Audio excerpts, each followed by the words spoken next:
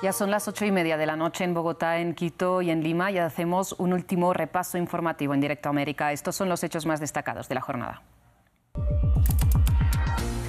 Anthony Blinken incluye a Israel en su nueva visita a Medio Oriente, mientras el gobierno de Benjamin Netanyahu rechaza la propuesta de tregua de Hamás que plantea el intercambio de rehenes y el objetivo de que el ejército israelí abandone Gaza.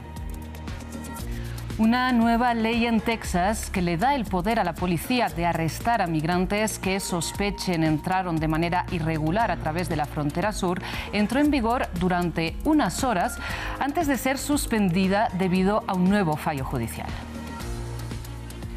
Por tercer año consecutivo empieza el curso escolar en Afganistán con las niñas y las mujeres excluidas del sistema educativo por el gobierno talibán. Una política denunciada por la comunidad internacional.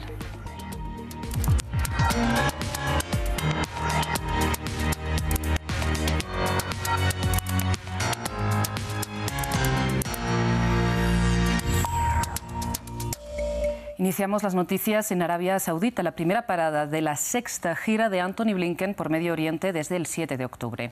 A pesar de vetar 3 resoluciones de cese el fuego en el Consejo de Seguridad de la ONU, Washington insiste en alcanzar una tregua por la vía diplomática. Según la Casa Blanca, el secretario de Estado abordó con su homólogo saudí y con el príncipe Mohammed bin Salman la necesidad de proteger a los civiles de la ofensiva israelí en el enclave palestino. Blinken viajará a Egipto y anunció además a última hora que visitará Israel, donde también, según su portavoz, discutirá cómo destruir a Hamás y la invasión de Rafah. Por otro lado, este miércoles Hamás declaró que el gobierno de Benjamin Netanyahu rechazó su plan de cese el fuego que pide que el ejército israelí abandone Gaza. En tanto, la ofensiva israelí ha causado la muerte de 32.000 palestinos y un nuevo bombardeo mató al menos a 104 personas en la última jornada. Entre ellos se encuentran las víctimas mortales del campamento de refugiados de Nuseirat, esto es en el centro de la Franja de Gaza. Por otro lado, la Unión Europea ha acusado a Israel de causar hambruna como arma de guerra, una declaración rechazada públicamente por Estados Unidos. Y este miércoles, desde Bruselas, el secretario general de la ONU, Antonio Guterres, volvió a suplicar a Israel que garantice el acceso de ayuda humanitaria al enclave. Nada justifica el abominable acto de Hamás del 7 de octubre y nada justifica el castigo colectivo del pueblo palestino. Hoy en día, más de la mitad de la población se enfrenta a un hambre catastrófica, según la clasificación científica publicada recientemente. Por eso debemos actuar ahora, antes de que sea demasiado tarde. Hago un llamado a las autoridades israelíes para que garanticen el acceso completo y sin restricciones de la ayuda humanitaria en toda Gaza y para que la comunidad internacional apoye plenamente nuestros esfuerzos humanitarios. Y en Gaza la hambruna se acentúa precisamente durante el Ramadán, el mes sagrado de los musulmanes. La ofensiva y el asedio israelí han causado una situación de escasez extrema. William Gazo tiene los detalles. Ramadán bajo las bombas. 10 días después del inicio del mes sagrado de los musulmanes, los gazatíes enfrentan una dramática escasez de comida. En Jabalia, en el norte del enclave, los habitantes no tienen otra opción que acudir a los comedores comunitarios para romper el ayuno. Con el asedio, las malas condiciones de vida, la catástrofe que estamos viviendo y los bombardeos de nuestros hogares, nuestros niños, mujeres y ancianos se reúnen en este mes de Ramadán sin poder encontrar algo que comer.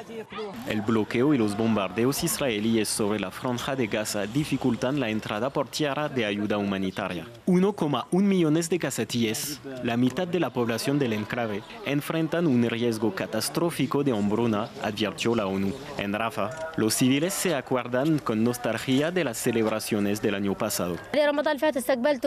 Recibimos el último Ramadán con adornos y cosas bonitas, consumo de algarroba y un plato de huevos. Este Ramadán está privado de todas estas cosas que he mencionado. La escasez de suministros alimentarios tiene otro efecto, el aumento de los precios, y muchos gazatíes no pueden comprar alimentos básicos. La organización caritativa proporciona ahora la comida principal a la mayoría de los desplazados del sur de la Franja de Gaza, porque no todos pueden permitirse cubrir las necesidades básicas, sobre todo porque los precios de los alimentos han subido y no todos pueden permitírselos. Mientras arrecian los combates, la situación humanitaria empeora día a día. La ONU afirmó que Israel podría estar usando el hombre como un arma de guerra, acusación rechazada por Israel. Israel precisamente escala también la violencia contra Cisjordania ocupada. El ejército israelí publicó un video que correspondería a un bombardeo contra Jenin. Según el Ministerio de Salud palestino, el ataque mató a 3 personas, en lo que el ejército israelí dijo que era una operación dirigida a militantes de la yihad islámica. Vamos ahora a Estados Unidos, donde un fallo judicial suspendió nuevamente la entrada en vigor de una ley antimigrantes en Texas que facultaría a la policía para arrestar y deportar a quienes estén en situación irregular. El presidente mexicano Andrés Manuel López Obrador calificó la ley de draconiana, deshumanizadora e injusta. Proyecto de ley de Senado número 4 o SB4 establece un nuevo crimen en Texas, la entrada irregular de migrantes. Y como tal, la policía del estado es quien hará cumplir.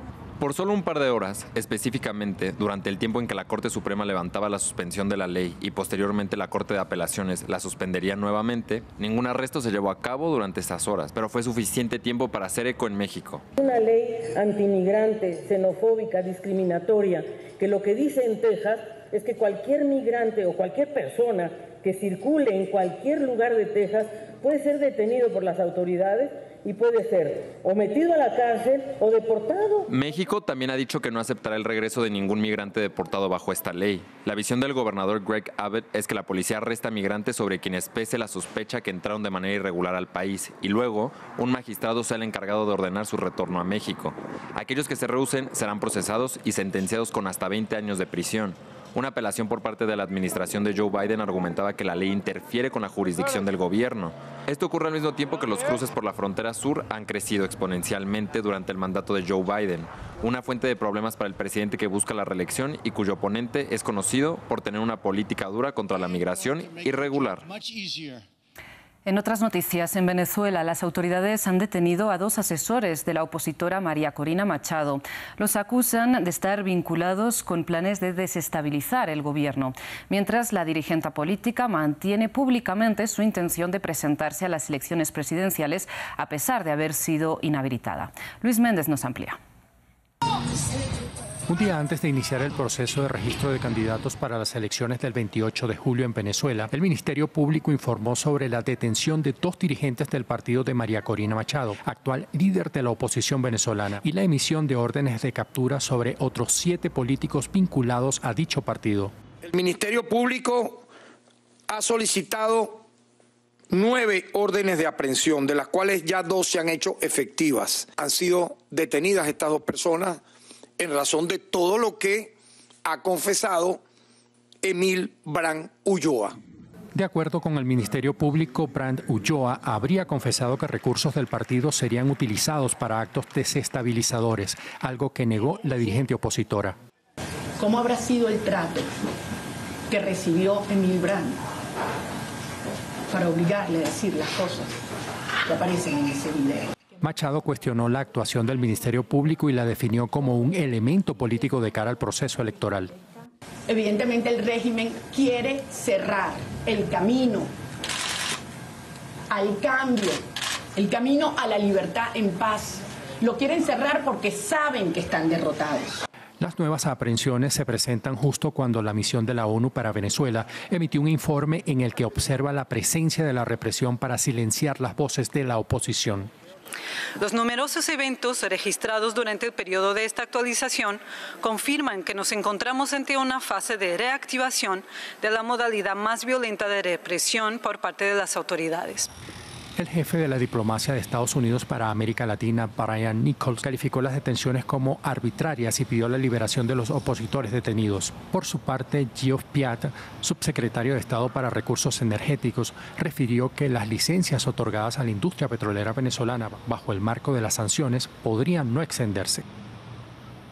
Pasamos a Afganistán, donde este miércoles, por tercer año consecutivo, ha comenzado el año académico con una gran ausencia, la de las niñas, a quienes el gobierno talibán les prohibió el acceso a la educación. Una política que atenta contra los derechos básicos de las mujeres afganas. Alba Santana tiene la historia. En Afganistán, las escuelas han abierto sus puertas para arrancar con el año académico, pero no todos pueden regresar a las aulas. Las niñas no podrán hacerlo por tercer año consecutivo. Hoy cuando vine a la escuela quería que nuestras hermanas también vinieran porque son la otra mitad de nuestra sociedad, pero hoy cuando vinimos a la escuela nuestras hermanas se quedaron en casa. En marzo de 2022, tras regresar al poder en el 2021, los talibanes prohibieron a las niñas ir al colegio, simplemente por su condición de género y la interpretación talibán del Islam, que priva a las niñas del acceso a la enseñanza. Estoy muy triste y me siento muy mal porque no puedo estudiar, no solo yo, sino que hay miles de niñas que desean estudiar. Bajo el gobierno de los talibanes se ha vetado a las mujeres de muchos espacios de la vida pública, como ferias o parques, y también de las universidades. Para ellas, convertirse en profesionales no es una posibilidad. Yo quería ser médico forense y estudiar medicina como mi padre, pero no puedo. El gobierno no nos da ni a mí ni a otras niñas el derecho a hacerlo. Quería servir a la sociedad. Una postura condenada por la comunidad internacional, ya que respetar los derechos humanos de las mujeres es una de las condiciones para el reconocimiento del gobierno talibán, que aún no ha sido reconocido por ningún país. Pasamos ahora a Indonesia, donde las autoridades electorales declararon la victoria de Prabowo Subianto en las elecciones del pasado 14 de febrero. El presidente de la Comisión Electoral señaló que Subianto recibió cerca del 58,6% de los votos. Los rivales del ahora ya presidente aseguraron que van a presentar una denuncia ante el Tribunal Constitucional por presuntas irregularidades y fraude durante los comicios. Por su parte, Subianto agradeció el apoyo a sus votantes. Vamos ahora a Rusia, porque Moscú no renovó el visado del corresponsal de France 24, lo conocen, Xavier Colás, por lo que no continuará en el país. En febrero, Colás presentó su libro Putinistán, una crónica en la que, según sus propias palabras, describe la historia de un hombre comiéndose a su propio país año a año sin que nada ocurra.